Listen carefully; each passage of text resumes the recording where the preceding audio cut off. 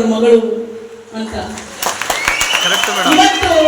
ಇವತ್ತು ನನಗೆ ಈ ಹುದ್ದೆ ಸಹ ಇದು ಸಂವಿಧಾನದ ಅಡಿ ಒಂದು ಅಂಗ. ಇವತ್ತು ಈ ಹುದ್ದೆ ನನಗೆ ಸಿಗಬೇಕು ಅಂದ್ರೆ ಅದಕ್ಕೆ ಅವರೇ ಕಾರಣ.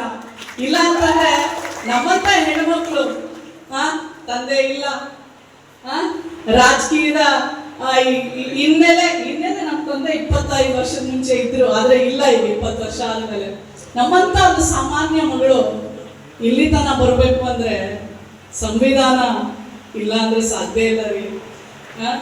ಸೊ ಹಾಗಾಗಿ ನನ್ನಂತ ನಿಮ್ಮಂತ ಮಕ್ಕಳೆಲ್ಲ ಬರ್ಬೇಕ್ರಿ. ಯಾಕೆಂದ್ರೆ ಇವತ್ತು ಹೆಂಗಾಗ್ಬಿಟ್ಟಿದೆ ಅಂತಂದ್ರೆ ಎಲ್ಲದಕ್ಕೂ ಒಂದು ತಿಳ್ಕೊಳ್ಳಿ, ರಾಜಕೀಯ ಬೀಗದ ಕೀ, ಅಲ್ಲೇ ನೀವು ಪ್ರಗತಿ ಇರೋದು. ಏನಿರೋದು? ಅಲ್ಲೇ ಪ್ರಗತಿ ಇರೋದು. ನೀವು ಆ ಬೀಗದ ಕೀ ಯಾರು ಕೊಡ್ತೀರಾ ಅನ್ನೋದ್ರ ಪರ ಬರಿಬೇಕು.